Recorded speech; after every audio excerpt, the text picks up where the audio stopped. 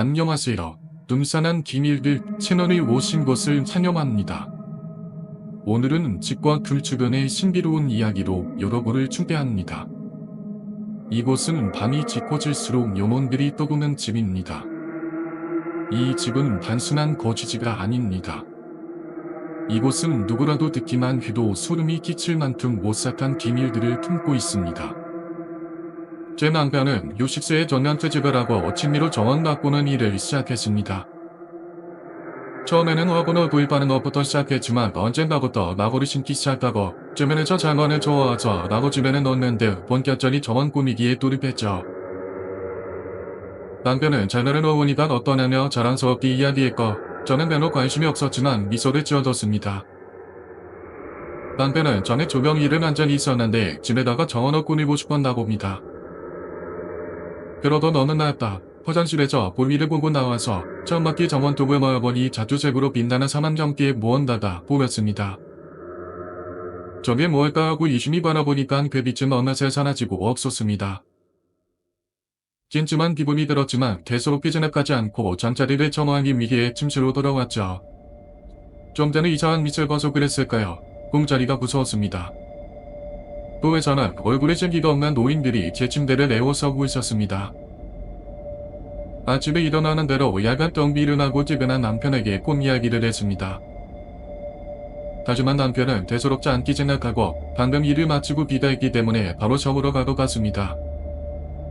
조금 서운했지만 당연한 반응입니다. 누가 실시한 꿈 이야기를 경청해 줄까요?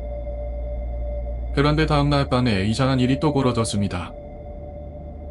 원두 처음밖에 정원을 멀어봤는데 어제 봤던 자두색으로 빛나는 사람이 함께 무언가에 꿈을 꿔봤던 노인들이 느린 걸음으로 걸어다니는 겁니다.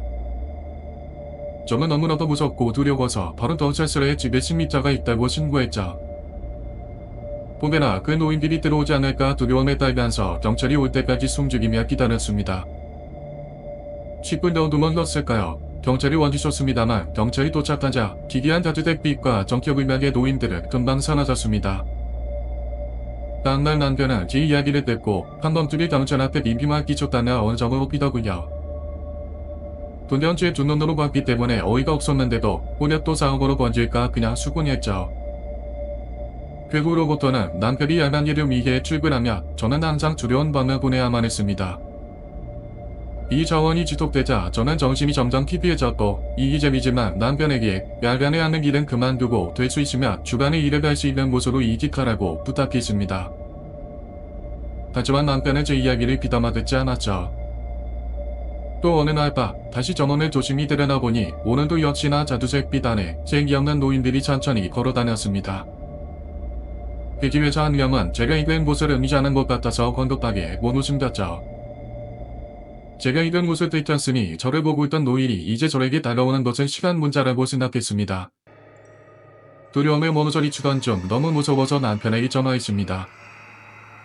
남편이 처음에는 대수롭지 않게 생각하고 상대되지 않았지만 남편도 어느 순간 제 상태가 심상치 않다고 느꼈는지 일을 하는 중이었지만 20분 후 작업복을 입고 귀가했습니다.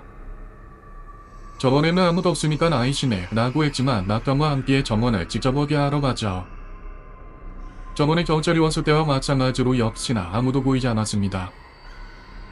내가 이제 미쳐가는 건가 라고 생각하는 순간 저희 둘은 더 막힐 수밖에 없었습니다.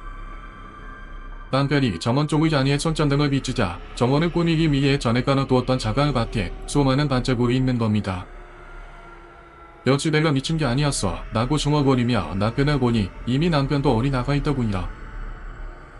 잘별들에 유독 발자국들이 많이 남아있어서 대체 저 나무 밑에 깔아놓은 잘별들은 어디서 구했냐고 물었습니다.